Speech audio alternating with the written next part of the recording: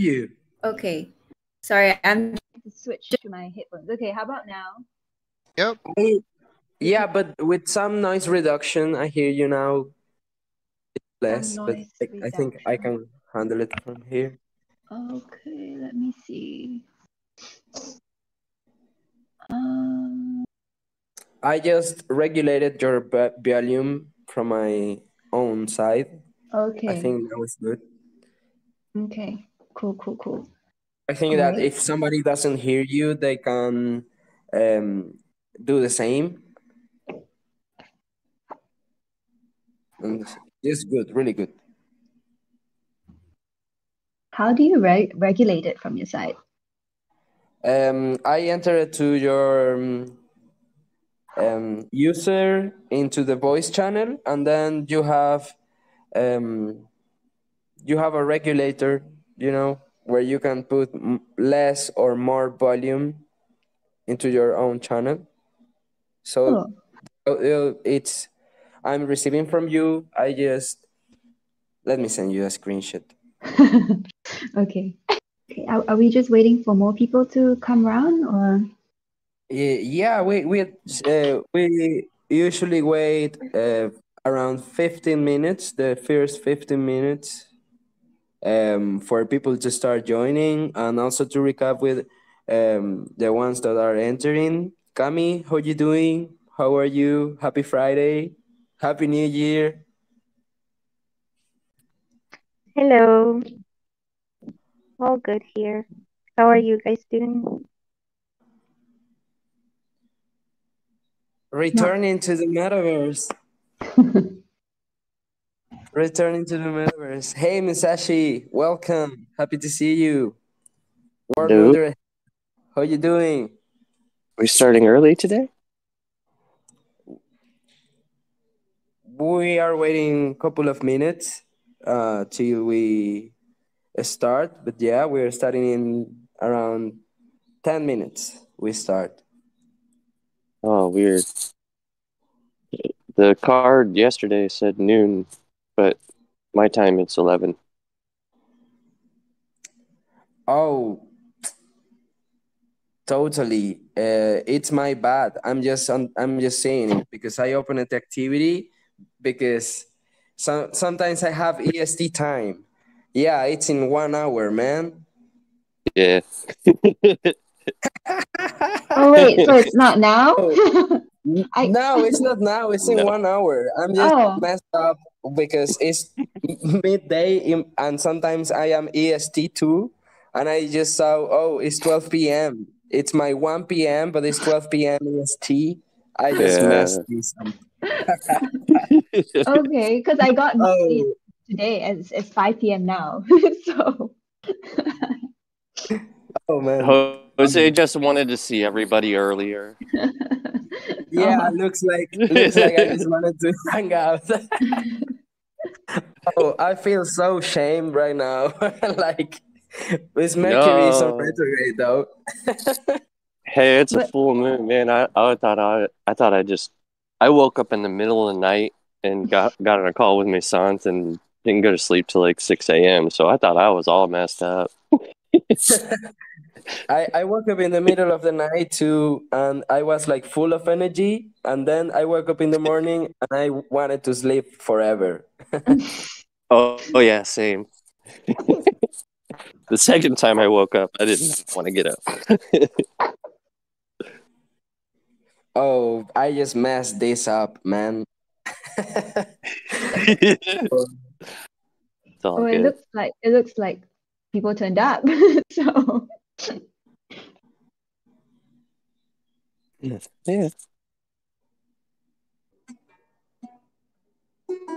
Now notice your body. Are there any changes from a minute ago? Do you have more or less connection with the ground or the chair? How is your breathing? Is it heavy, light? Is it tight? Is it restricted?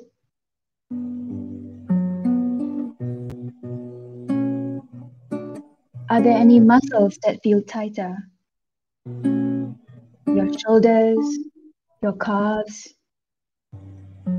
your arms, your neck. Take your time and feel through those muscles. Often, when you feel stress, you would feel it in your neck, your chest, or your belly. Are there any changes in your posture? See if you can take in those bodily stress responses as a whole. This is your individual stress response pattern. So what you just experienced is how your body feels when you are stressed. And this response is totally natural. It is wired into each of our nervous systems. Problems arise when we have this response excessively or inappropriately, or when it becomes ingrained in our body like a constant hunch or scratching. So I want you to acknowledge this experience sitting in here for a few moments and think again of this stressful situation that you are facing or you're thinking about, and notice how your body responds to the stress. Recognize it, acknowledge it, understand it, identify it.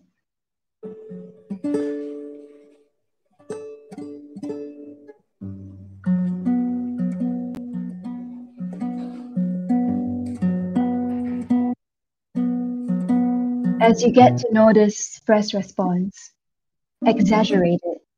Wherever you feel tight, exaggerate it. Do it even more and let your posture crumble into it. Take a check of how you're breathing. Is there less breathing going on? If you don't breathe as much, breathe even lesser. If you're hunching, hunch more. And stay like that for a minute.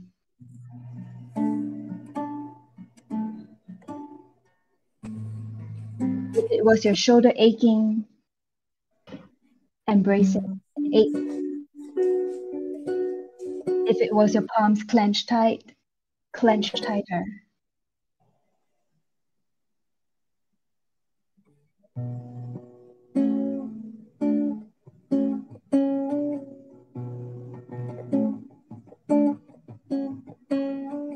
Now,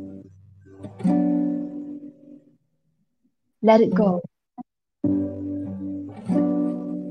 If you are hunched, if you are clenched, if you are not breathing, let it all go. Release your arms, release your palms.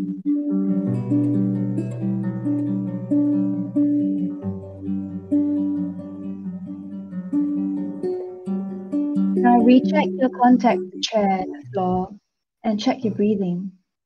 These cues can serve as an anchor, as a way back to inner comfort. Think again about the stressful situation,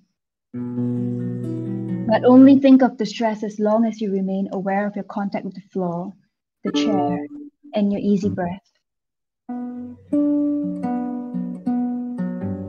As soon as you lose these anchors, detach from the stress and regain your inner comfort. Again. After some practice with this awareness through movement, you may find that you don't respond as strongly as often to the stress, and you can go back more normal and easily after a stressful event. In the course of your days, if you notice tension or stress in your body, try this process as a way to help relieve that stress.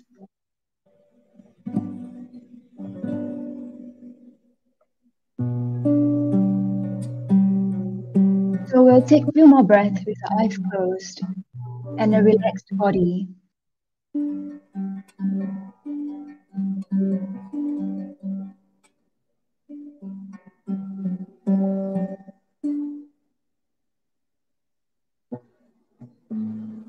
And when you're ready in your own time,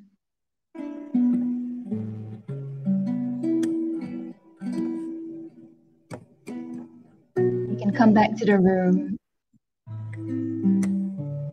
and we can start.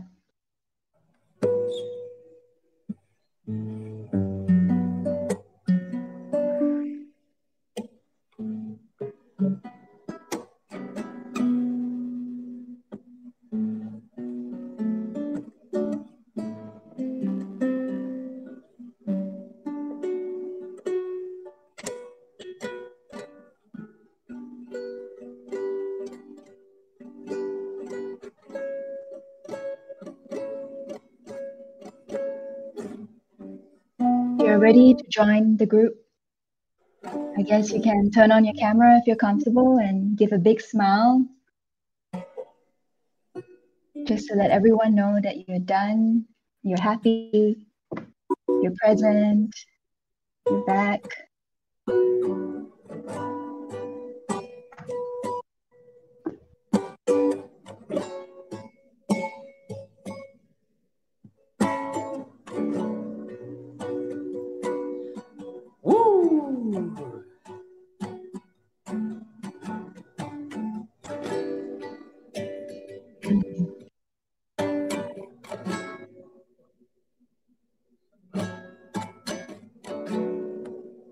I'm here.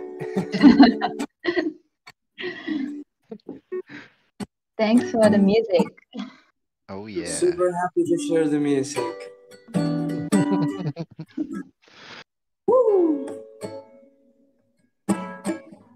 I hope that was all right because the music was a bit loud on my end, so I wasn't sure if I was hearing myself. Someone sneaking by. Oh, I think that maybe Boogie sound video Lord help us to have a good equalization. I mean, right? it sounded good on my end, so yeah. Cool. Thanks. This is the first time I'm doing it. Yeah, on Discord like this with with a musician. So cool. This is new to me too. This is the first time. Yeah. So how did you feel? Did you exaggerate and squeeze your body? You know, as you. I did like that part. Yeah. Yeah. I was like, oh, my neck. Like what? Cool. Yeah. Yeah, I guess most people are. Genuine. Oh, thank you. So happy that we can turn this moment of mistake, my mistake, sorry fam, into something of growth and nurtureful between the community. So I'm really happy for these mistakes that are sacred too. Yeah. Definitely. Yeah, super grateful. Thank you. Thanks for having me as well on this. Yeah, so what's everyone's week like so far? It's already Friday, first week of the year. I know, right? Like, I'm pretty sure it was like 2022 last week. So I had to do it. But yeah, like, no, time's flying by, man. Like, my week's been like coding and 3D modeling and mostly problem solving, but it's been pretty good, you know? Yeah. Pretty productive. Yeah, I feel the same. Like last year, I couldn't wait for 2023 to come, like Christmas and New Year's and everything. But the moment it hit and 2nd of January, I was like, damn. Like, what? I know what you mean.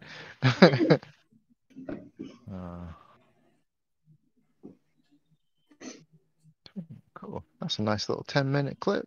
Sure. Wait, we are recording once more. Oh yeah. All right. So everyone, welcome to the first community call in metagame of the year. Moloch showed up immediately. Let us know that we were not at our correct time, and being the health advocates that we have on our show today, we chose to have a guided meditation and slay Moloch that way, which was awesome. So happy to have a couple different guests today. We have Me Tokens and HEA. First up is HEA. Is that right, Jose? Do we have HEA first?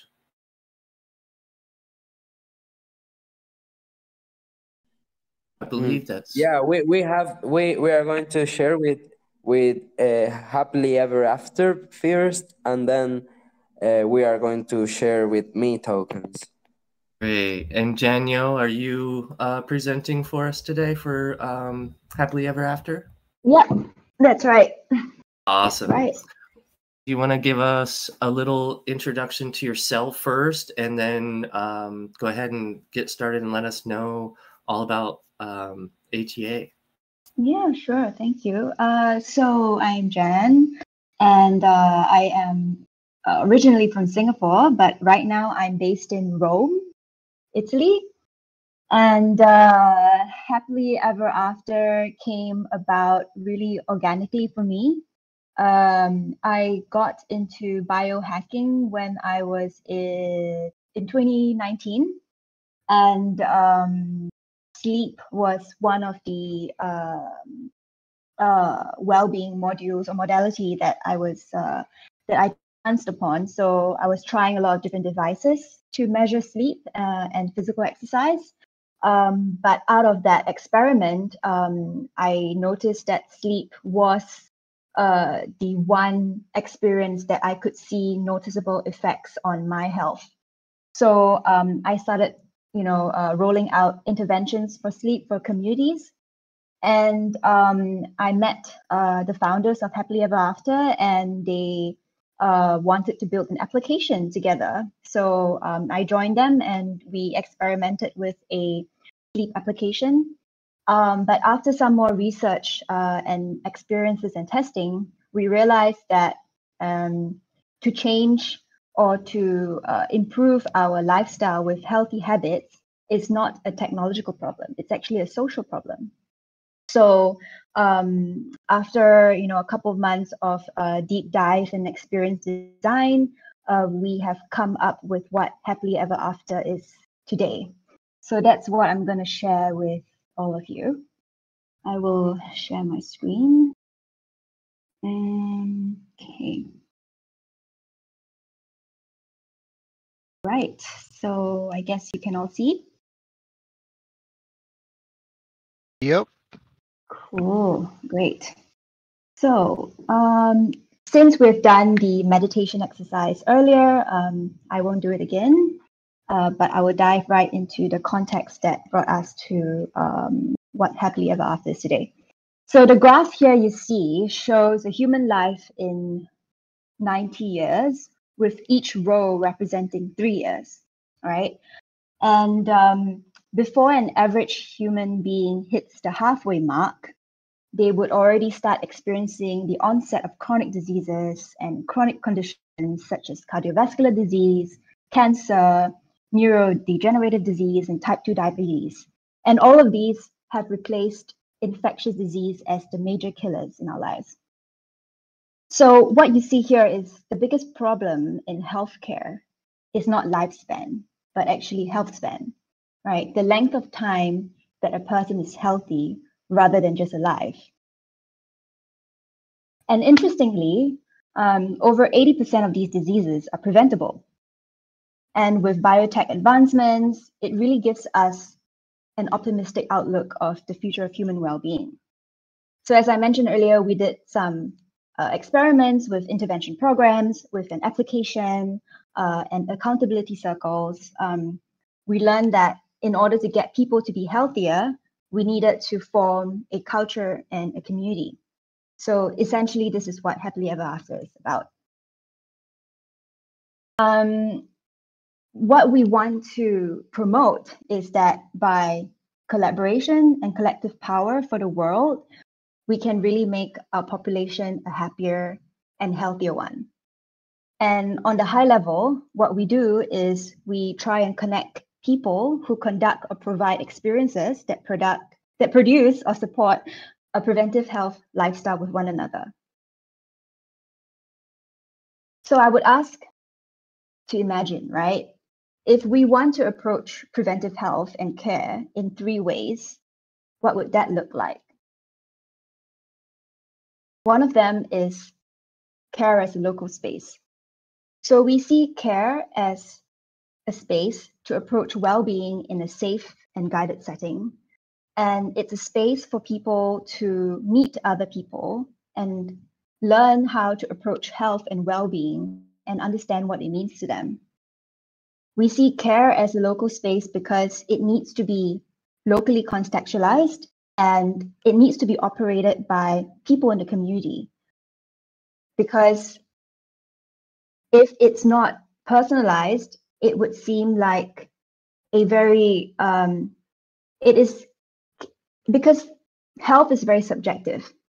If it's not personalized to yourself, you would tune out immediately. So it's important for us that when we start these spaces, we look at it from the local context and it's being built and made for the community by the community. Next, what's important for us as well is care as a culture. So we see preventive health as a culture of co-creation rather than prescription. And we want to ensure that whoever is in our network will listen to and experience a personalized.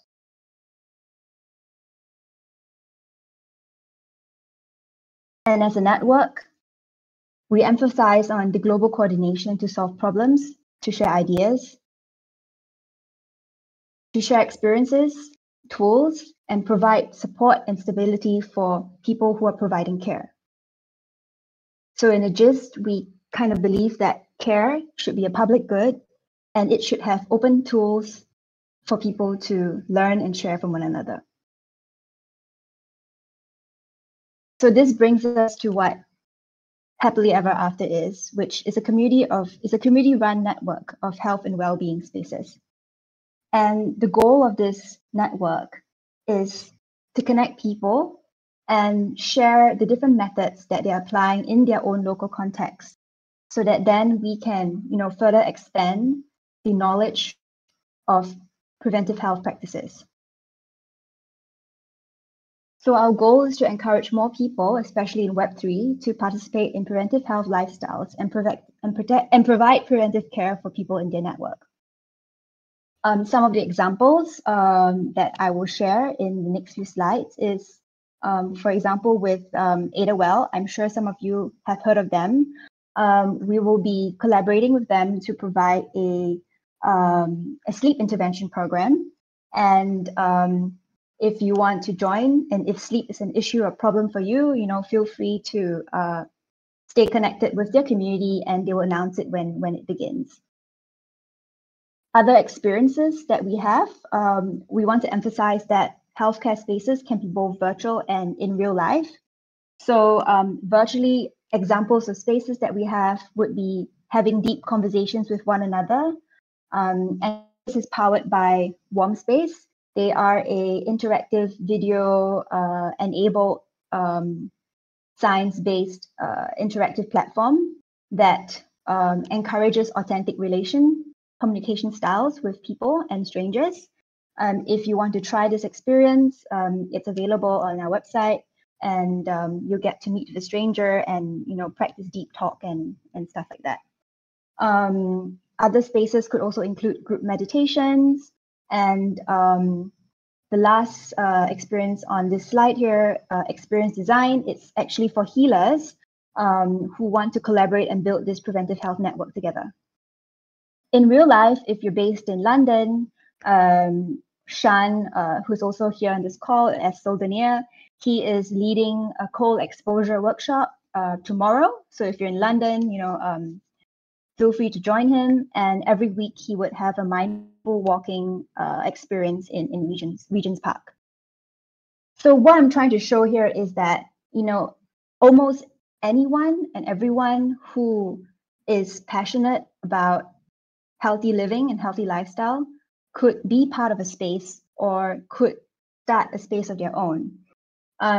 Through our research and experience, we've met with different practitioners that have learned or spent their time to study a certain practice, but sometimes they don't know how to start or apply their skills, or maybe they could be a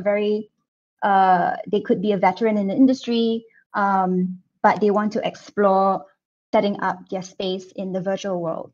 So these are the kind of people that we are looking for, and we are working with at the moment. Another thing I would like to share about Ever After is we have a research arm that focuses on, is a group of people actually who are doing research on political theories, biochemical research, and technology, and looking at how these different intersections creates the future of healthcare. So if you're interested in how, for example, the recent article that they had wrote about is how bees respond to a approach when it comes to their hive being threatened by external environmental factors, and how that translates to understanding how our healthcare system works. So we have writers looking around at how different systems and work, and how that translates to our healthcare system, and how we approach preventive health activities. And finally, what I want to share today as well is the launch of a mastermind group that we are working on. It is a framework that helps you to achieve and set up goals that define action. You'll get to meet with your group of people every week, and you get to motivate one another, support one another, and share the knowledge and keep each other accountable. So in a gist, it's like a accountability circle activity. And if you have something that you've always wanted to do but need an extra kick in the butt, or if you're looking for a transformational shift in the body, in the mind, and spirit, you will get to be working with like-minded people with this framework that a good friend of mine has designed, and it has been very effective in helping you achieve your goals. So it's an 8-week program, and you'll be surprised by how much you can achieve. And if you're ready for a life change, I would say try out this accountability experience, and we'll be happy to grow with you on this journey. So just to sum up, we're supported by Mistletoe. Mistletoe is a social impact fund and foundation that funds projects that focus on making impact on humanity. And Audacity is a innovators community which we were part of, but we had actually graduated and grown out of it already. So we're super happy. We're also supported by Kernel. I think if you're in Web3, you might know what Kernel is. They are a community that helps people understand how to use Web3 and how to understand the blockchain technology to grow a startup. And finally, we're also part of Colony DAO. That's an incubator of there's an incubator for DAOs in a sense. Yeah. So this is what HEA is about. If you're interested in co-creating a preventive health future with us, join our Discord, explore our website, or just drop us an email, Instagram, or whatsoever. Yeah. Thank you. That is super awesome. Thank you for sharing that. I have a few questions of my own, but I'll open up to the rest of the community to ask some questions first. Does anybody have any questions for Daniel here?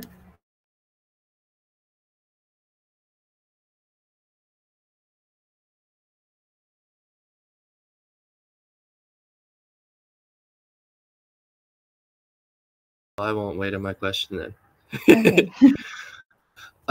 So in a few of our communities, we've talked about a lot of different things with how we manage some of our decision making, how we manage some of our own mental and physical well-being, and some of that is some health checkups. But there are times when we recognize, like, hey, one of our members is going through some serious stuff. We don't know what it is, but it would be nice to have something to say, hey, can we help in any way? Like, hey, jump on here. Can we have our own group and help each other out? Or is there a space on here that you would feel more comfortable with in finding some of that that help? A lot of times our issues that we have within DAOs are actually occurring outside of the DAO, and it's just spilling over into the DAO. And so sometimes just that our own personal mental health mitigates that altogether from the get-go. Yeah. And your question is there a space for that? Is that right? Yeah, I guess, are there already programs like this yet? Or do you think it would be a good idea for us to kind of curate our own program that says, hey, you know, if you're experiencing some mental health issues within our DAO, jump in this space. We have advocates and a curriculum for it to kind of walk you through some help. Yeah, I think it's really in the culture of the DAO or in the culture of the community that you want to present, whether it's okay to, you know, be authentic with how you're really feeling. And that's something that you want to share with your co-workers, because most of the time people don't want to share it because they don't want to be judged or they're afraid to be judged. But if you create a culture and show that you are walking the culture, that's okay to not be 100% all the time, you know, then that space will organically be available. You could, you know, simply start a channel, right, on Metagame, and this channel is for people to come and just be their authentic selves. So, for example, with Happily Ever After, we have a channel called Vibes, and you can talk about anything else that's not related to work or to building the DAO. You can share what you're happy with. You can share, you know, what you're not really happy with, or you can share what you're worried about. What we do at HEA also is before all our meetings, we would have like a 5-minute centering exercise just to, you know, meditate together and be present.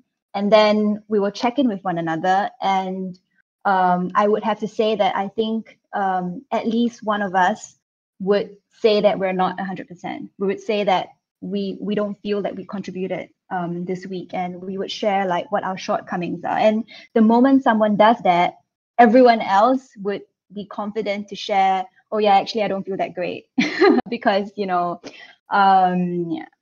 someone was sick, or like I just really didn't feel like working today, and that's okay. So I think it's something that it's in the culture that you want to create for your community. If you want that space to have a safe space for people to kind of share.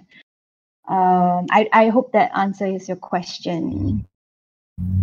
Definitely. I think that we kind of started to make those steps as a community at one point. I think we may have archived the channel now, but we had the House of Wellbeing, and that was kind of our spot to come and share how we were feeling, share some of our frustrations and our, you know, our celebrations.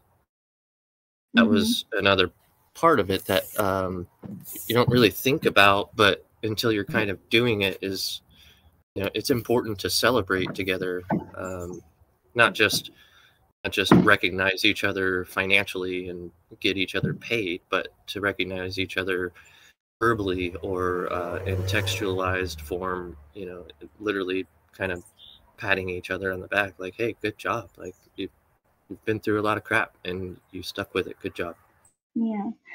Actually, the mastermind Odyssey experience I was sharing earlier, what gave birth to it was me and the person who created it was having coffee, and we're like saying, hey, you know, both of us are female founders, right? And sometimes we feel inadequate because maybe I have to take care of my baby and she has to take care of her daughter. And we feel that achieving just 1% of our goals every single day actually is a lot, but even if it doesn't feel like it's a lot. So that was the reason why she started the Mastermind Accountability Circle or this year, because she wanted to bring together people who are like-minded to come and encourage one another to achieve that 1% every day. So if you're looking for space for that, I think you could give Odyssea a try and see if it works out for you. And if you have learned the framework, you can always take it away and you can always apply it with your own group of friends or even the metagame community.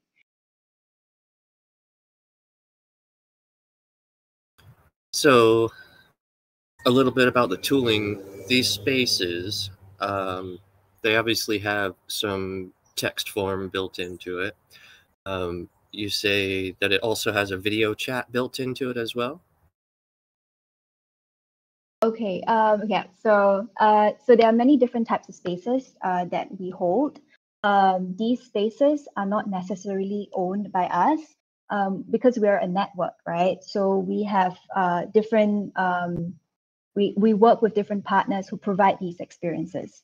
So the experience that you're talking about with the video chat thing is actually it's powered by Warm Space. So Warm Space is a separate startup and a separate entity that uses video prompts to encourage people to relate authentically with one another. So Jose experienced this with me. So what happens is that you'll be guided by a narrated voice. There'll be some music in the background, and you would then go on this experience conversing with a stranger or with a friend that you had sent the link to. And in this conversation, it's framed in such a way that you get to it's sort of like a conversation game where you follow the instructions of the narrated guide, and then you have that conversation with your partner. So in a sense that if you don't know how to relate with someone, this experience actually helps you to learn how to ask questions and how to be more mindful and how to practice active listening. So we use Warm Space as a tool to kind of help us relate with other members in the community or people who are interested to learn more about happily ever after. So that's one example of how we work with someone to create a space. And then the other experience, which is the mastermind experience, is another space for accountability circles. And this is a framework that's created by one of the healers that are in our community. And this is simply just it can be conducted over Zoom or over Discord or whatsoever. So so it's not like a fixed kind of it's not a fixed technology that we have at the moment. It's kind of just connecting people, different types of experiences, and and healers and conversations and all that. That's so awesome.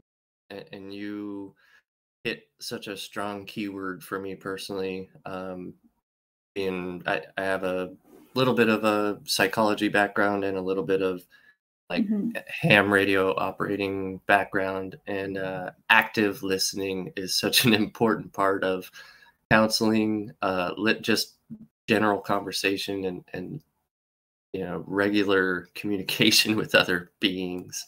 So important. Yeah, definitely.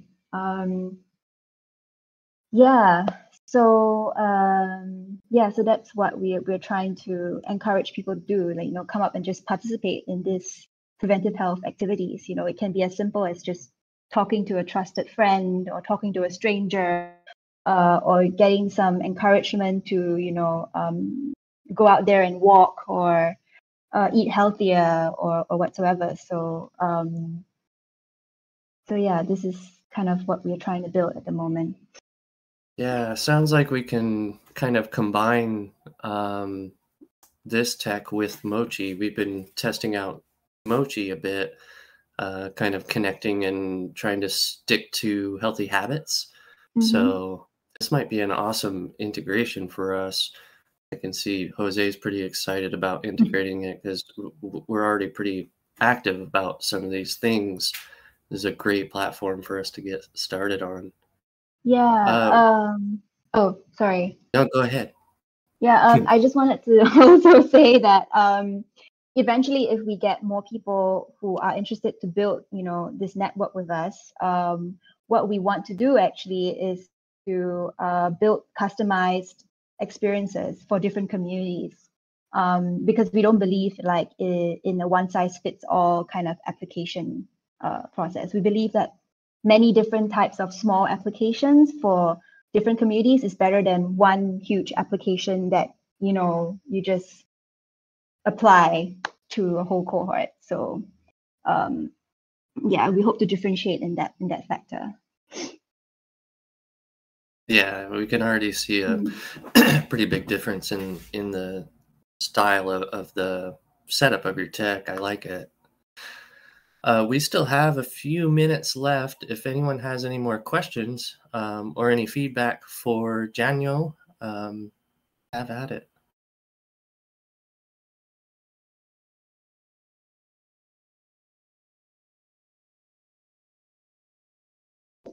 So I was wondering, in the beginning, you were talking about you used to do some biohacking and things like that. Is that something that you also work with in this community? Do you have some events or activities or something where you share and help each other with that?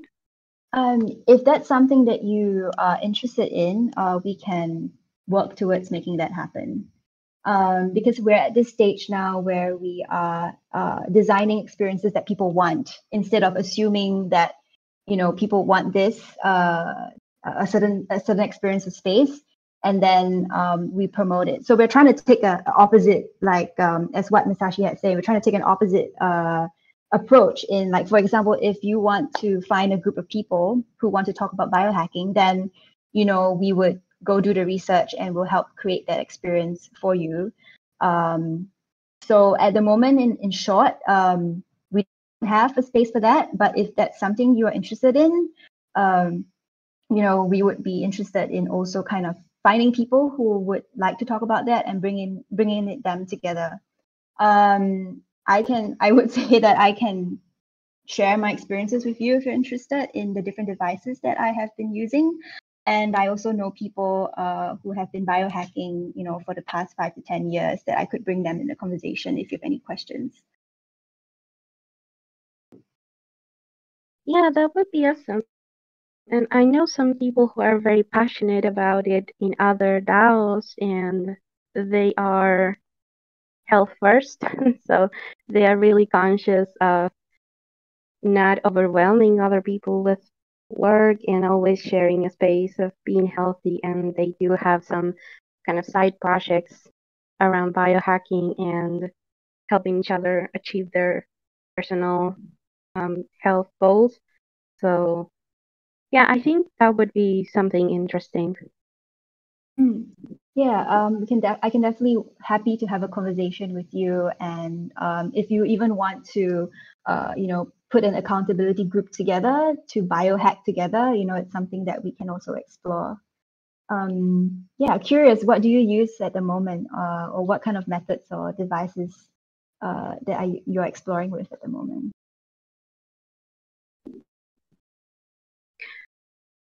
I guess it's mostly just me trying to figure things out in Notion.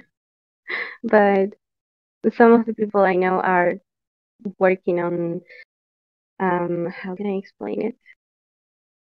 Something that is kind of like, you would say, a sprint, when you do sprints to develop things, but it's like a life sprint. So you have some goals that you want to achieve. If you want to improve your sleep or the way you eat, yeah, and kind of trying to make it social. So maybe there's someone who is really an expert in sleep and can have a little bit of time to share with the others who have the goal of improving their sleep, something like that. like yeah, making it social. Okay. Yeah, actually there's something coming up really soon with Ada Well. We are trying to get a group of people to hack our sleep in a sense. We are putting together an intervention program, and it's a social program. So you'll be split into different groups, and the different teams will challenge one another in achieving their sleep goals. So if sleep is something that you are curious, interested about, yeah, come and join this sleep program that we have. Okay, that sounds cool. Yeah. Yeah. I'll share some links with Jose, and then Jose can share it on Metagame channel, so you can sign up for the ones that you're interested in. Yeah. Cool. Thank you. I'm so happy that you are here, Janjo. And yeah, I have been really excited about War and Space, and it was a really meaningful activity, the one I have with you, and I really know it will be a positive impact into metagame, organic connection. Yeah, so remind me to invite them to your next gathering, okay? So the founder can come and share, and then he can organize a group warm space for all of us. So anyone who's on this call, they will be split into pairs, and everyone can experience the warm space experience. Super awesome. Thank you so much, Daniel, for introducing us to hea. I think we'll be probably getting pretty heavily involved with it here. I'm also into a lot of fun biohacking. I got into some electrical brain stimulation back in the day. I've done a lot of Wim Hof breathing method type things and all sorts of fun stuff. Oh wow. Okay. Yeah. We hosted so I was part of CoHack, consciousness hacking Singapore, when I was in Singapore, and we did have Wim Hof breathing as our activities. Oh yeah. Yeah, it's pretty cool. Nice. That's awesome. Nice. Yeah. Developing superhumans over there. Yeah. Yeah, is anyone in London actually over here? I believe Luxumbra is outside London, isn't he? He's not here right now, but he usually is. Okay, because Shan is hosting a Wim Hof similar experience tomorrow. So if anyone was in London, you could join him. Yeah. Very cool. Yeah. Yeah. Thanks for listening. I hope it was it was clear enough and not too confusing. I was trying not to use too many big words and all that. So thank you. Some of us like me appreciate that. All right. So our next guest is going to be Me Tokens. I'm not sure if Jay Frank or Soldernier are presenting today, or are both of you presenting? Hey, thanks. I'll be presenting. And my name's Chris. Yeah, all good. Actually, if I'm not putting you on the spot, Jose, could I invite you to share a little bit? You jumped in our Discord yesterday and had mentioned that some people in the community were interested in talking and discussing Me Tokens. Would it be too much to ask you to kind of share a little bit about the intersection, as you're familiar with it, between Me Tokens and metagame? Oh, that Musashi wanted to invite you guys to the activity, so maybe he is the one that can canalize that. I at the end I did the bridge building, but he was the one that wanted to have you here. So yeah, I know he's interested and that knows better about maybe the potential of these communications we are having. Cool. Yeah, right on. So I think quite a few of us saw the potential for Me Tokens being implemented within metagame, not only on a personal basis, but as a DAO collectively. See a lot of potential with basically being able to stay the course with not really trying to monetize our products here at Metagame per se, but kind of sticking to the ethos of building for the greater good, but also having kind of an outlet for not only engaging with our community, but maybe adding a little bit of monetary incentive to some of our builders and creators here. Okay, cool. That's really outstanding context. Thanks for sharing that. Yeah, and that is a primary goal of what we're trying to achieve. The presentation that I'm going to share here in just a second, to give like a little bit of upfront context about that, it is going to be a little bit like tokenomic heavy a little bit, but all of that is to have this build up to describe a little bit more about the benefits of using sort of like the speculation in the space that we really can never get away from, to sort of leverage that towards the well-being of individuals and also communities, in a new type of token design that I think really is very innovative. So I'll jump into the presentation. We'll go through that. Maybe we can open that up for some discussion towards the end about, really what the implications of a new system like this and a new token design are for especially a community like Metagame. So give me just 1 second here. Yeah, awesome. Yeah, are you all able to see my screen all right? Yep, I see it. Yep. Metagame and personal tokens. There we go.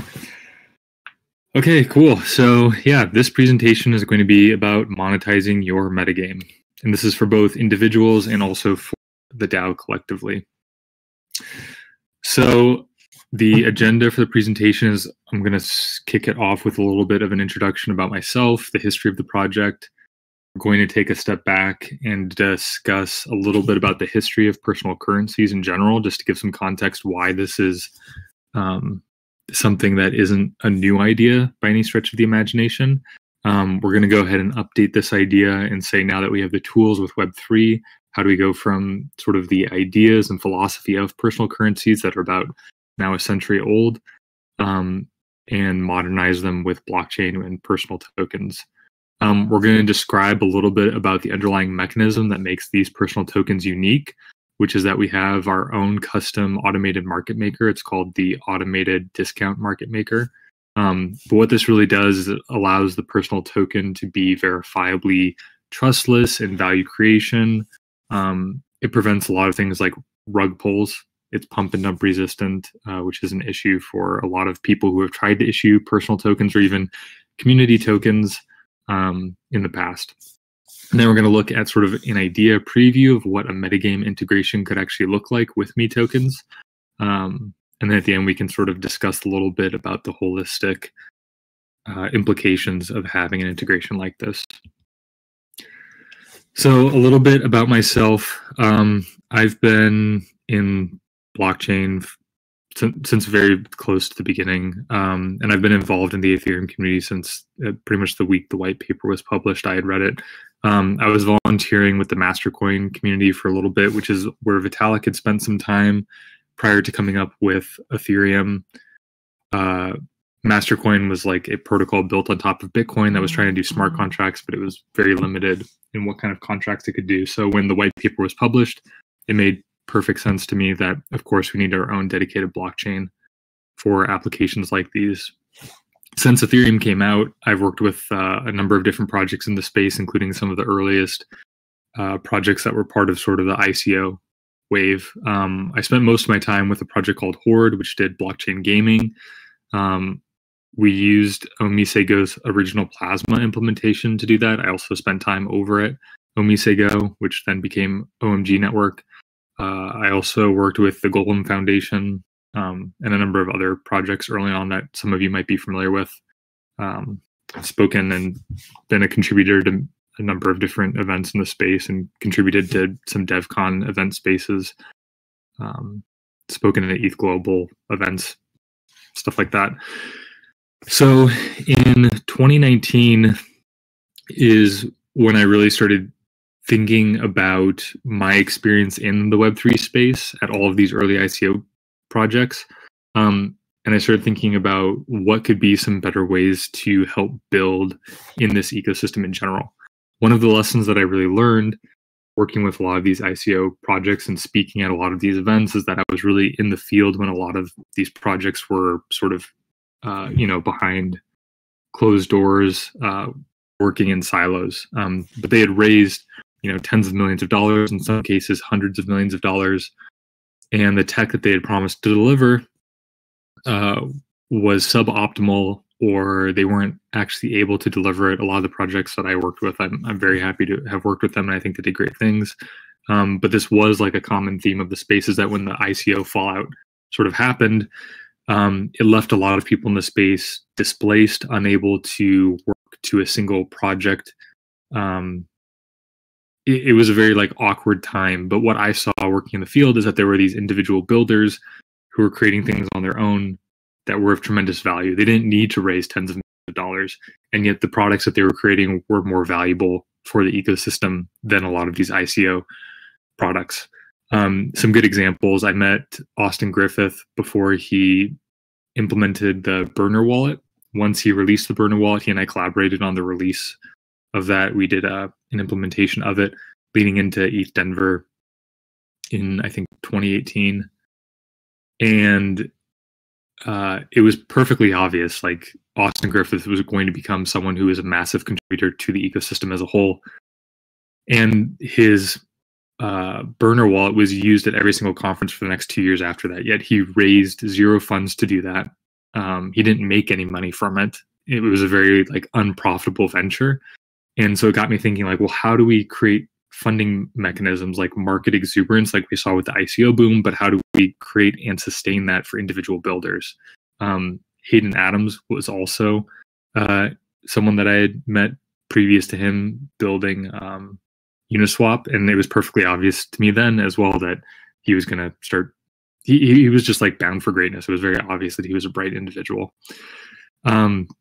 So in 2019, leading into DevCon Osaka, I wrote a white paper about what a sustainable personal token design could actually look like, where we could start funding individuals and helping them achieve their goals in more sustainable ways.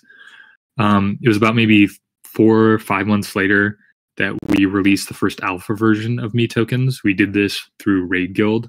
Me Tokens was actually the first Raid Guild ever. So I met Ven and Sam and all those guys very early on when they were thinking about creating Raid Guild, and Me Tokens was the first thing that we put together. So this alpha release was deployed on mainnet. We learned a lot of early lessons from it. About a year later, we received a grant from Metacartel. And this was especially in response to a lot of other personal token protocols that had been implemented or tried, and there were vulnerabilities found in their systems. There was a large hacking, which some of you might be familiar with. So in response to that hack, we received our first grant to go ahead and build the serious full version of the protocol in earnest. We closed our round of fundraising a couple months later. Earlier this year, we finished the smart contract code and received a completed audit. We deployed on testnet towards the end of Q2, beginning of Q3, and we went to mainnet just at the end of last year. I actually missed that comment that just came in. Oh, is that all right if I check this out? Oh, cool. No, yeah, and there is a secret code for people to create their own Me token. So we'll cover your guys' gas cost. Okay, cool. So we went to mainnet last year. So I just 2 months ago, I guess now. So the history of personal currency, we started with a gentleman called, his name was E.C. Regal. He was an alternative monetary theorist. The high-level overview of him is alternative monetary theorist who lived through the Great Depression. His impression of going through this great economic event was that he concluded that unbacked currency was economic sin. He felt very strongly that having a single fiat system was a huge vulnerability for any society, and he proposed some new ideas for how to create more sustainable economies moving forward. You might not know E.C. Regal, but you almost certainly know the phrase that he came up with in response to the Great Depression, which was he was the one who coined the term separation of money and state, which of course became the slogan for Bitcoin and non-political money in general. like for all of cryptocurrency today. That's sort of like what the headlines all read is, you know, we're talking about Bitcoin is the separation of money and state, or Ethereum is. But what most people don't know, because they haven't dived into the work of E.C. Regal, is that when he started talking about non-political money, his ideas didn't stop there. What he actually concluded is that non-political money would be the basis for every single person or community or business to create self-issued credit, meaning their own tokens or own currencies, which of course we kind of see some of this today, but we don't really see it at the personal level yet. The reason why he wanted to create currency that was backed by individual labor is because he felt that labor was the raw material of all goods and services in the world. Meaning, like, if you created a currency for a company, like say Dave & Buster's, right? Like the tokens that you can go and spend at Dave & Buster's can only be spent at the games at that restaurant or store, or whatever you want to call it. If that company goes under, those credits are no longer valid. And companies pivot all the time, or markets move away from certain niches. And so individuals, though, if their company goes under, they can go ahead and repurpose their labor for another means of production. And so this is why having currencies backed by individuals, he felt was the most sustainable form of an economy.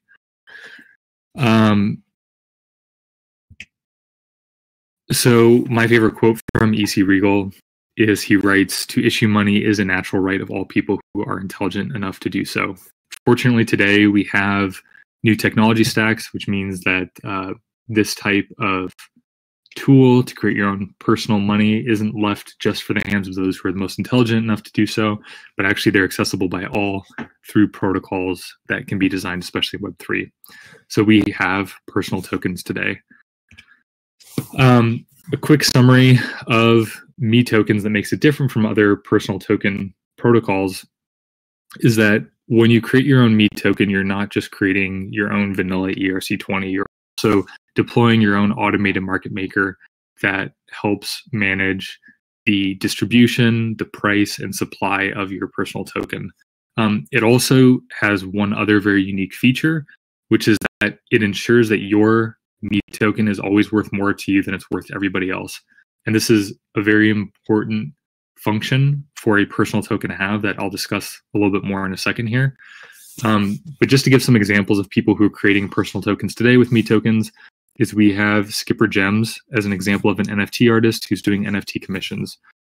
He just did an integration with Niftify to create a white label NFT store where he's selling his NFT art in his own Me token. So it's denominated in his Me token.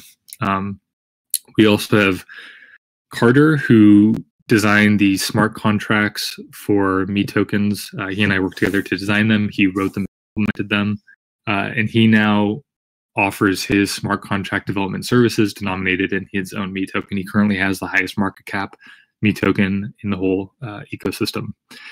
We also have Nick Mudge, who is the IP author of 2535, the Diamond Standard. He currently does any sort of like reviews or audits of people's smart contract code who use his standard. He also has tokenized himself. And the utility for any personal token is basically falls into two categories. You can either token gate sort of streamlined utility, or you can create paid events.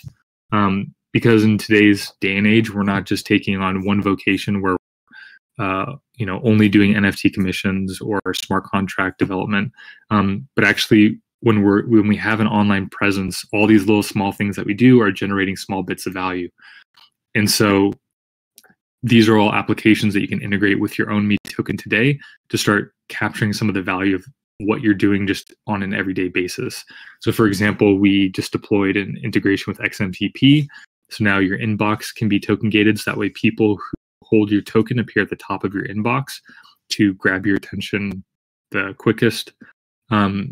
Obviously, you can integrate with Collabland to create your own token-gated Discord server, Telegram channel. Meet with Wallet, you can token gate your calendar at this point in time. So somebody has to hold your Me token in order to book time, say like your open office hours on Friday. We have our own version of Meet with Wallet coming out soon that's a lot more Me token native called Calendeth. So watch out for that.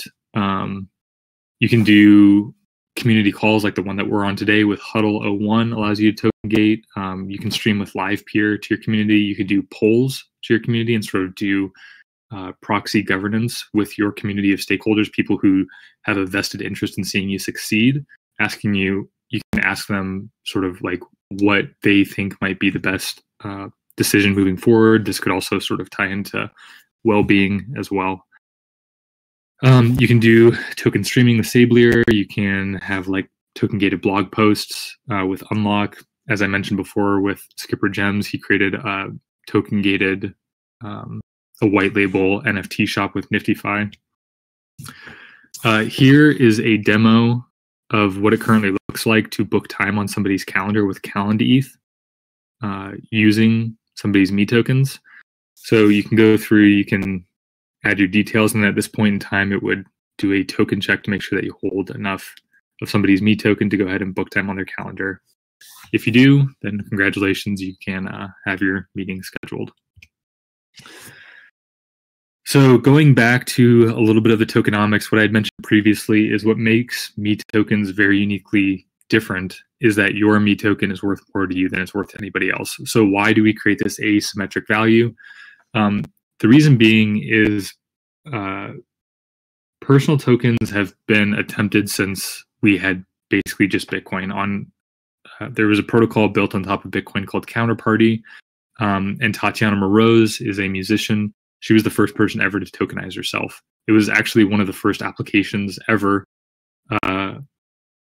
once tokens started getting created, was for people to create their own personal tokens. I, in fact, created my own personal token in, I think, 2014, also built on Counterparty. So if you go and you buy the Christopher token on Counterparty built on Bitcoin, that is my personal token.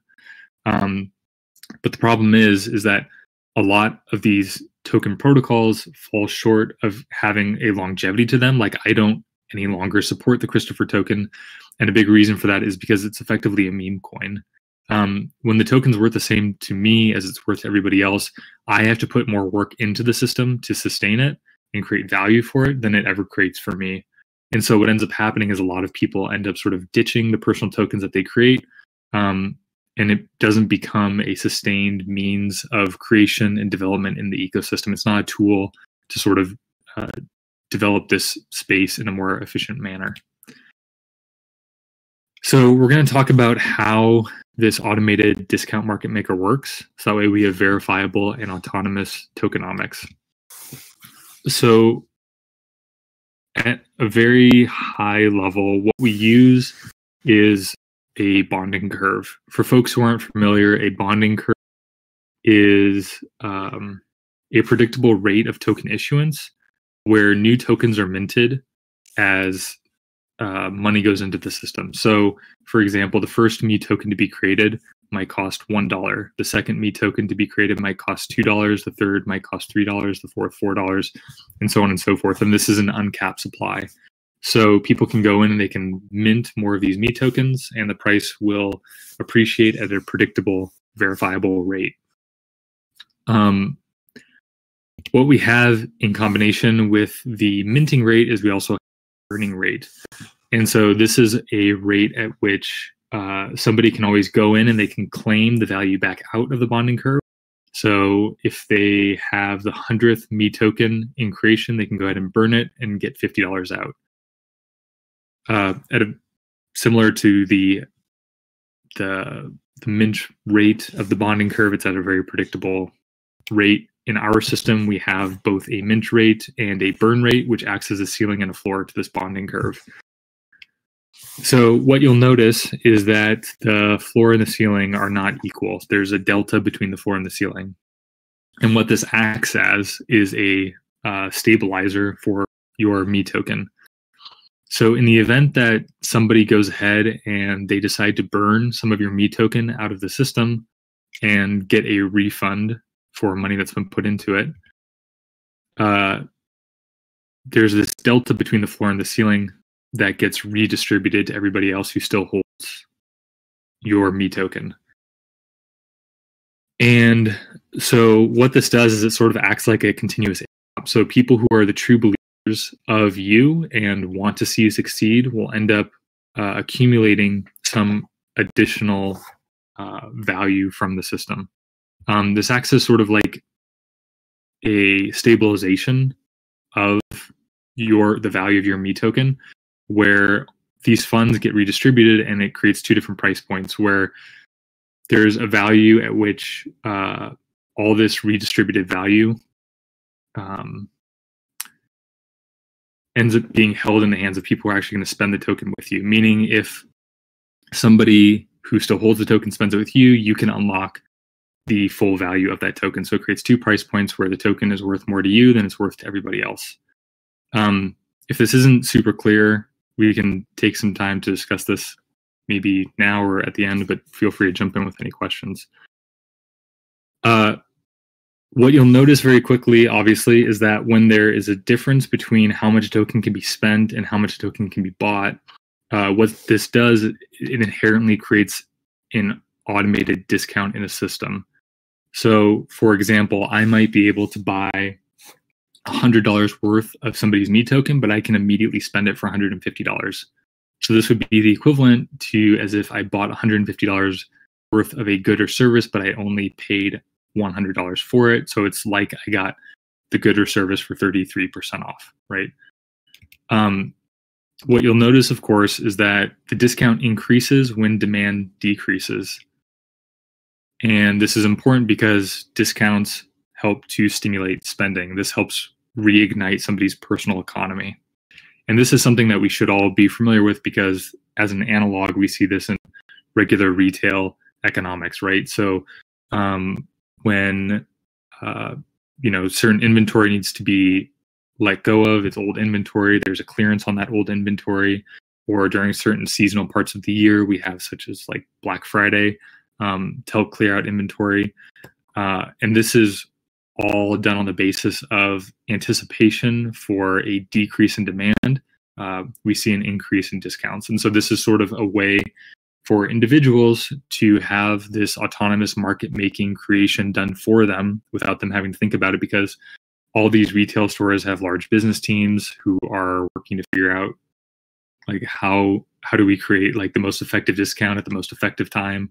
But because individuals don't have that type of business team overhead to help them out on a personal level, this automated market maker helps create the discount and demand for you. So what we're really trying to do here is we're trying to create a sustained flywheel where there is a stimulation to create a spending event. So eventually, when there is a heavy enough discount, there will be someone who steps forward and requests some type of offer for exchange. So somebody might have some massive discount on somebody's Me token, and they decide to go to them and say, I've got huge economic spending leverage here. I want to hire them to do some sort of task for me. Once that higher offer is made, the individual who's been hired, of course, who has the Me token, who's issued it, can earn some income for some productive thing that they've done. Once they have earned that income, of course, they've done it in exchange for some good or service. Once that good or service has been delivered, they have demonstrated that they have some type of utility. When working in the public commons, as we all do here in Web3, that demonstration of utility is visible for everyone to see. If they do a good enough job of demonstrating their utility, then more people will see, and it will create demand for their good or service, their time, attention, and labor. If the demand has increased enough, then people will go ahead and they might begin to buy into somebody's Me token to gain access to any of those streamlined utilities that we discussed earlier, or to hire them for a specific task, whatever their vocation might be. So if they go ahead and they purchase somebody's Me token and they mint more Me tokens from the bonding curve, this increases the supply of the curve, which of course also increases the price. When the price of somebody's Me tokens increase, it means more people who are stakeholders have new spending leverage with that individual, and they are stimulated to make more offers of exchange with that person to hire them for new tasks in the future. And then hopefully this flywheel gets sustained where people are productive, it creates more demand for their time, attention, labor, more people buy into their future productivity to support them, and they hire them in the future and it repeats. Of course, at any point in time, this flywheel can fail, and this is why we have the automated discount market maker in place to go ahead and stimulate spending again and create a discount in the market. There's a lot of game theory in terms of how these bonding curves can be designed. But really, the main takeaway again is that there's effectively like 3 price points, or more like 2 price points, but there's a spend rate at which you can spend a me token if you hold it, and if additional collateral in the system has been redistributed to you. There's a buy rate at which you can buy more me tokens, and then there's a guaranteed sell rate at which you can always burn a me token to get collateral back out. Of course, typically, the price at which you're buying and selling somebody's me token will take place on secondary markets, such as Uniswap or Balancer. So it really tends to work out that there's sort of 2 price points, but that is for another presentation. You can also mess around with sort of the stabilization fee in terms of what the delta between the floor and the ceiling is to help stabilize your personal economy more or less. You can create more speculation, which might be exciting for someone who's, say, like an influencer or something like that, or if you're like a very conservative builder who just wants to create a very sustained, predictable economy, you might have like a larger delta to incentivize people to hold longer. You can also change the curve shape, the collateral type.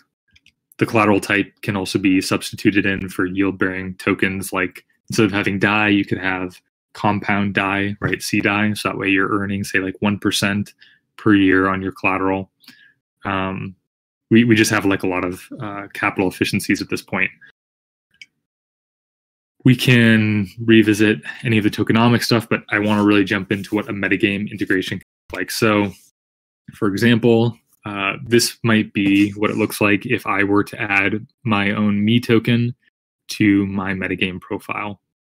So I could go in here, add a new block. This block could be my me token, and there you see in the bottom left is a little swap widget. It would be really as simple as that, and people can go in and they can buy and sell against my me token to support me. But what does this look like from the point of view of the...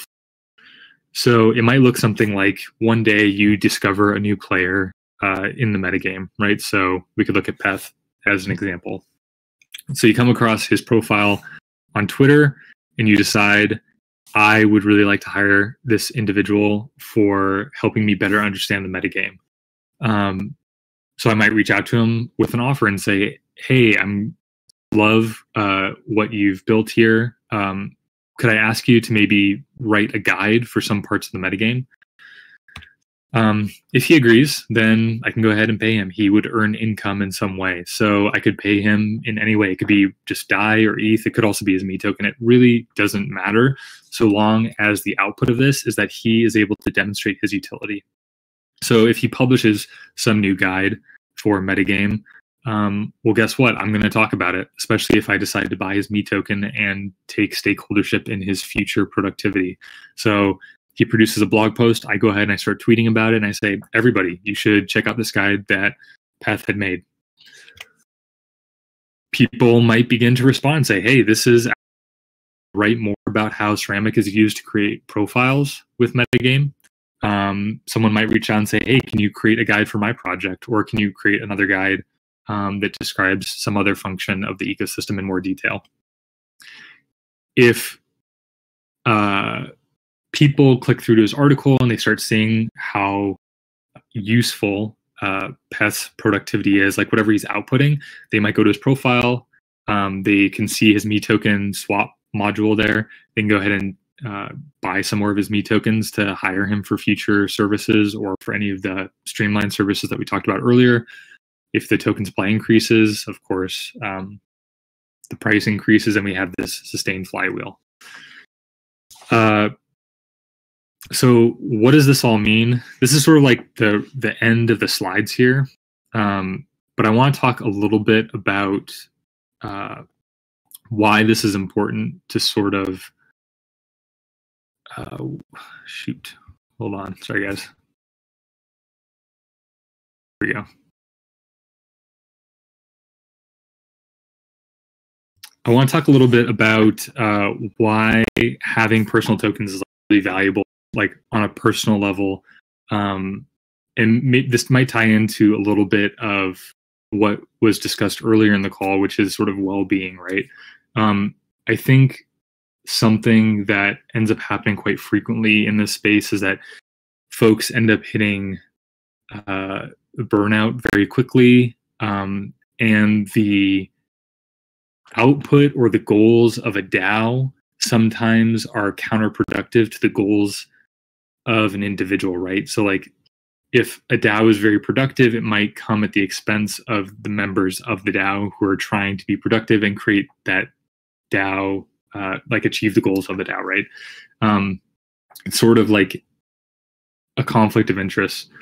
I think, a lot of this comes down to monetary incentive. Obviously, when we're in a bull market, especially, the money that can be created in this space is quite lucrative. And so people put their health secondary to the goals of a DAO or community or project, whatever it might be. What's interesting here is for the first time, we now have an economic incentive to ensure that individuals remain productive in a way that is sustained and has longevity to it. So it's not about a project where you can hot swap one individual out for another, where it means people are very disposable and replaceable. But now if people buy somebody's Me token and they're investing in the future of somebody, they really want to make sure that that person remains healthy, productive, engaged, and can do good work over a long period of time, because that's where they're putting their money in the future. And so what this turns into is something like a personal DAO. Every DAO creates some type of goal that they're working to achieve. The goal of a personal DAO is to make sure that that person is going to be successful, that they reach their goals, and that they do it in a way that they can take place over the long term. And creating that asymmetric value in the marketplace is how economically we ensure that stakeholders keep that long-term position, and the flywheel continues to motivate them in a way where, they can actually step away for a period of time and they can say, like, I do need to take a break.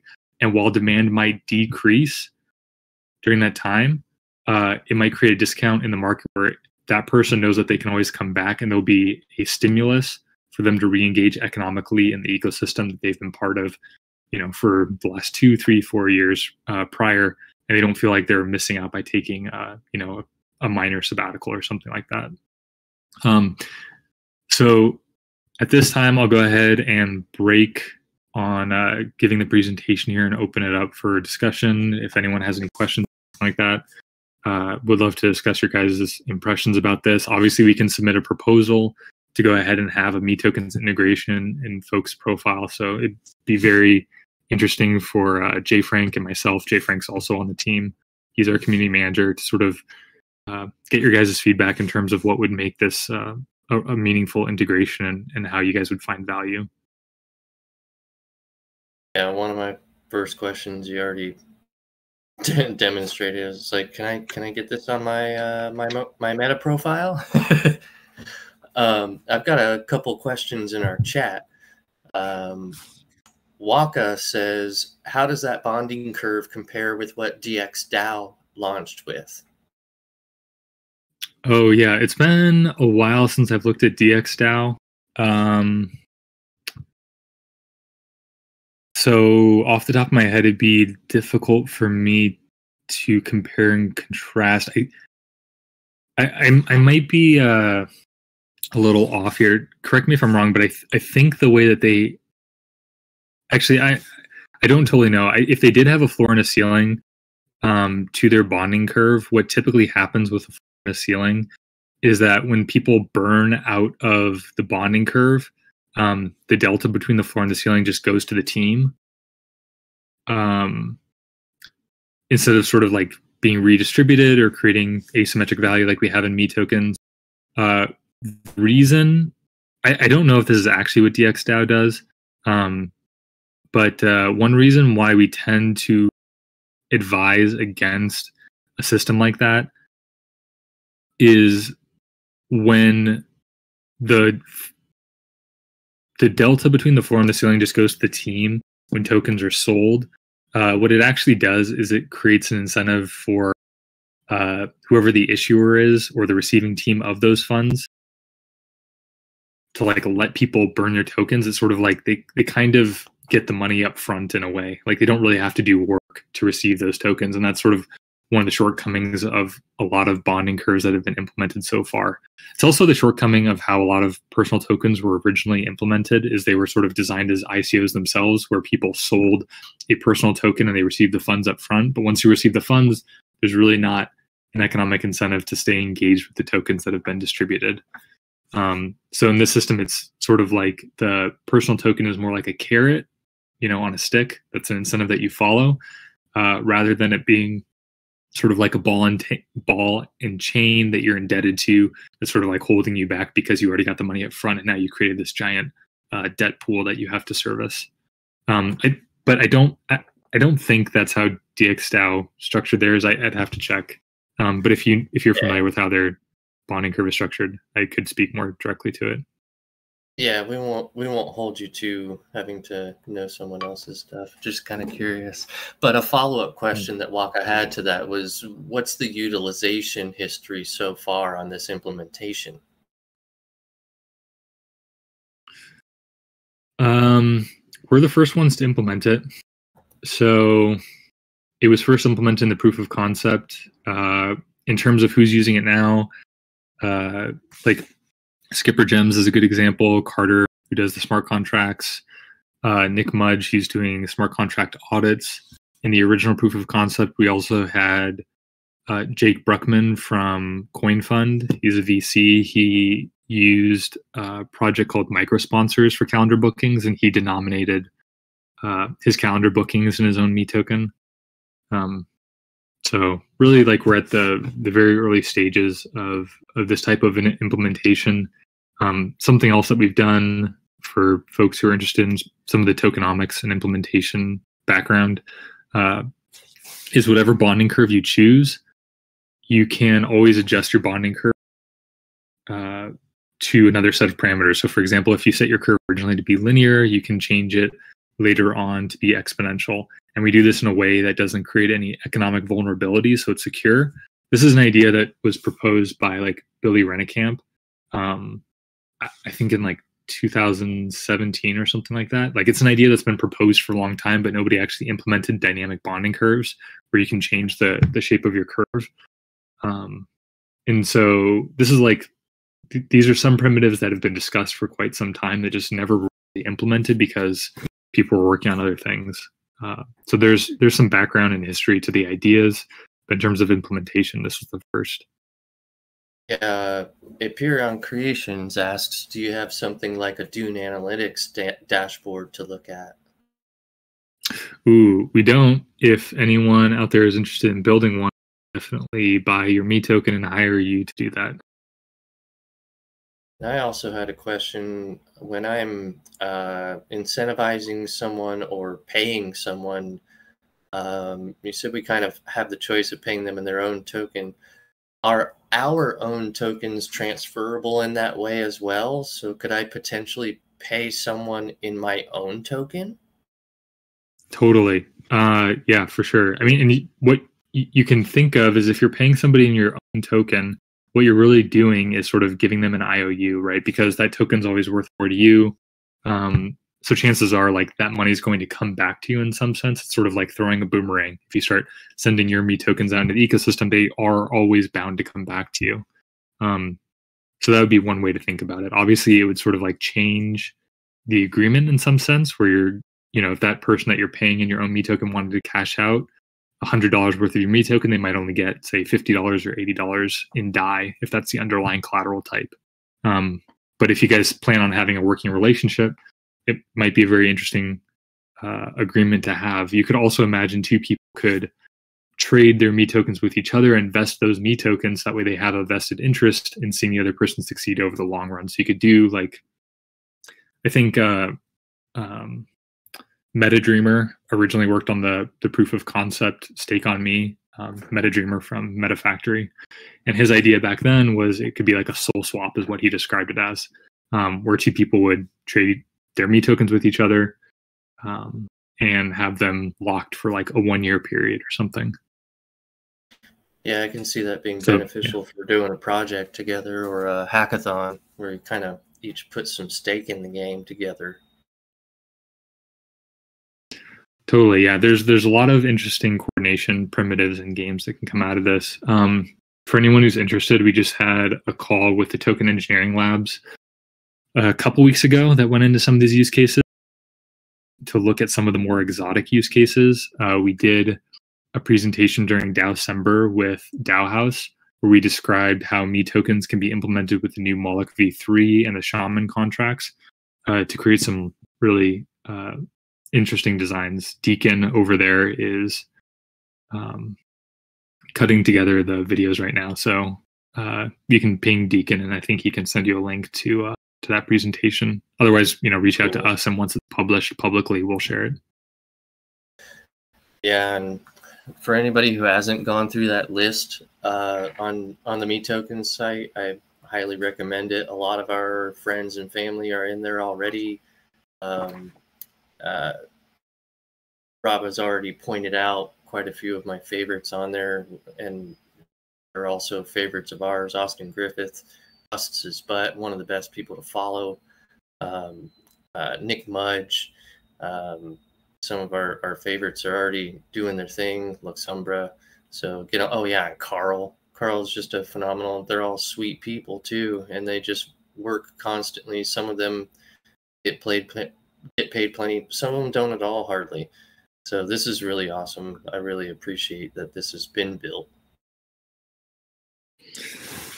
Thanks. Yeah.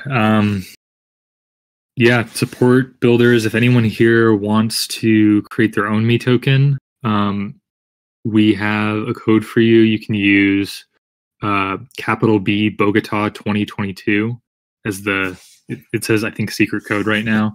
That'll give you a meta transaction, meaning it's gas free. You don't have to pay for the gas. We've got Ether and a wallet for you guys to go ahead, and we'll pay for everything. You might have to approve DAI to be spent from your wallet, and that's like, I don't know, $1.30 or something right now. It's very cheap, but other than that, the cost of deploying the smart contract is totally free for you guys. And if you have any questions too, feel free to jump in our Discord, and we can hop on calls one-on-one and talk about strategies for how you might use Me tokens. Actually, I think we have a broken Discord link. If you could give us a fresh one, that'd be awesome. Someone actually just asked about that. Sure. Let me drop it in here right now. And for everybody in the chat, that was a little alpha right there. If you didn't catch it, Bogota 2022 with a capital B will get you that discount code. Pay for your gas to start your own token. So no reason for any of us to not go ahead and launch and get started. Oh, you know what? I don't have access to drop the link, so I just sent it to you by DMs, so you can share that with everybody to the Discord. Awesome, thank you. For sure. That right now. There you go, Waka. That's a working one. Nice. Yeah, that was the Discord link I pulled off of the website. Might be broken. Oh, interesting. Is it still broken when you click through to it? Oh, cool. I'm seeing some of you jump in. Yeah, invalid invite. Wow. Okay. I'm seeing a lot of folks jumping in here. Let me give you a different. Let me try one more. But the link you gave me seems to be working. I dropped that in the chat. Oh. Okay. Good. I think it's just the one on the website wasn't working for me. Gotcha. Okay. Cool. We will update that then. That's good feedback. Yeah. One other use case, which I didn't really dive into too much, but you hinted at the beginning of the call, is a Me token can be created for any issuer. It's just an address that's set as the owner. So in theory, a single Me token could be created for an entire DAO. And this would be really valuable for, say, like a service DAO, like Raid Guild, for example, where all of a sudden, like, people outside of the DAO can begin speculating on the services of that service DAO. And the value is asymmetrically skewed to everybody who's a member of the DAO. So anyone who earns the guild's Me token from people outside of the guild can cash it in for the full value amount. It's an interesting, maybe more sustained way to create these community tokens for any DAOs or guilds that create services or value outside of the DAO. And that's discussed also in the Moloch presentation. Here's a question. If a community already has their own token, say like Metagame has seed token, and we wanted to be on the Me token site, could we be, I guess we couldn't add our own token to it. We'd kind of have to create our own new one, right? You would, yeah. We could discuss in a little bit more detail, like what a migration process could look like what kind of a solution there could be. This might look like something. Sort of two things come to mind. One, you could potentially use your guys' seed token as the collateral instead of DAI, potentially. Alternatively, we might be able to create something like a balancer smart pool that rebalances Me tokens and seed tokens. That way, the liquidity that's been put into any like Uniswap markets or something like that gets redistributed into the Me tokens over time, like at an equal ratio. I wrote a post about this a little bit ago. We could kind of dive into what the economics of that would look like. That's maybe one potential solution. Yeah. Yeah, that's cool. Sounds like something we can kind of hack on and put together at some point.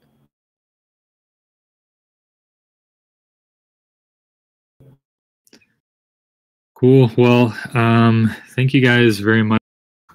This was a very quick turn talking about it to presenting. So hopefully, yeah, this was useful. I have been a fan of Metagame for a while, so feel honored to be invited to share what we've been working on for the last year and a half.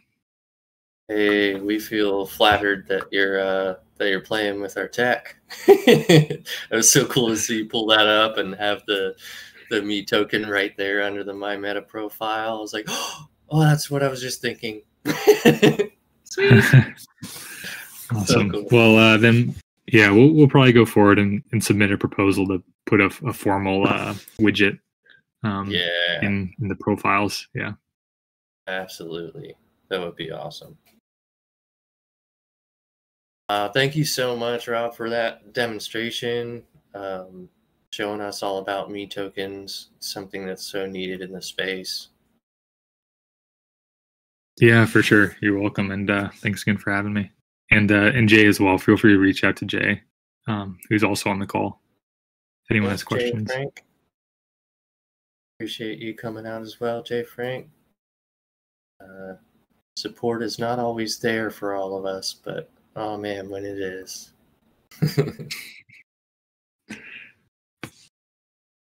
Awesome. Well, that pretty much concludes it, unless anybody has any other questions for. It's been an awesome first community call for Metagame for the first call of the year.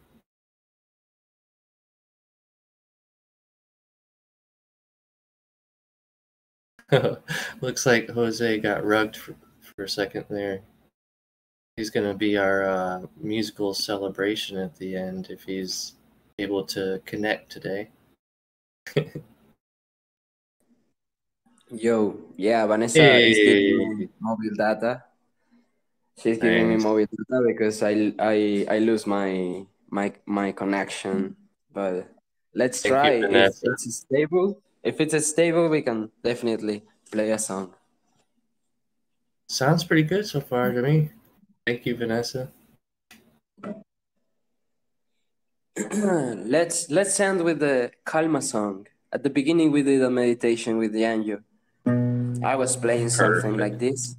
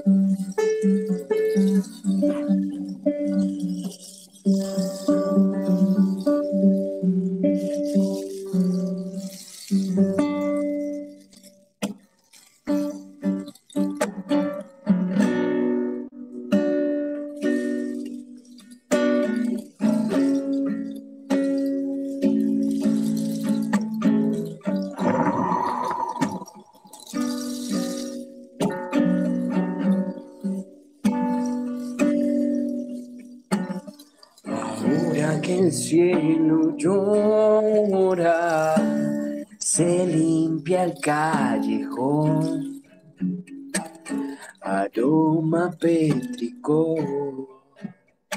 invade mi pulmón. Ahora que el alma llora, se limpia el corazón, aroma algodón, incienso de canela. Calma, calma, calma, calma, calma, calma, calma, calma.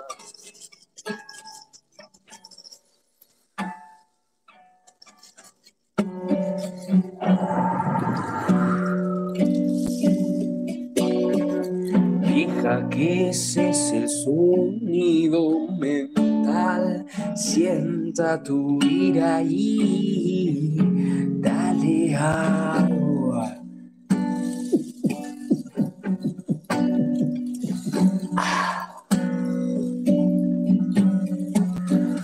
Deja que ese es el estruendo mental, abandona el nido y mueve tus alas, mueve tus alas. Calma, calma, calma, calma, calma, calma, calma, calma.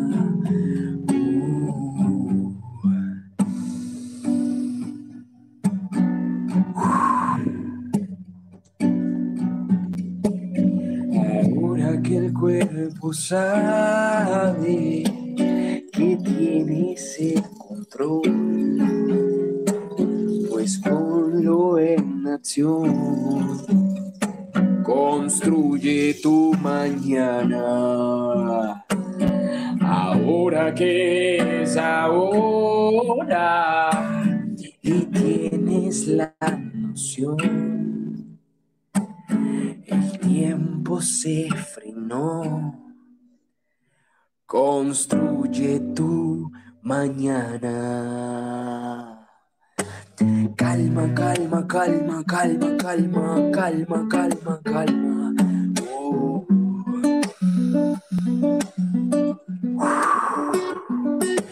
Deja que ese sonido mental, sienta tu ira y dale agua.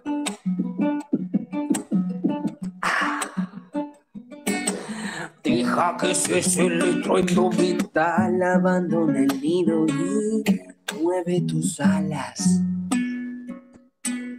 Mueve tus alas. Calma, calma, calma, calma, calma, calma, calma, calma.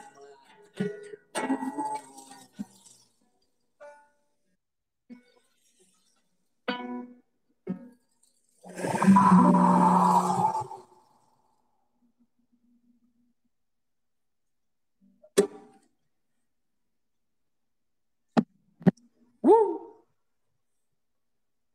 Woo!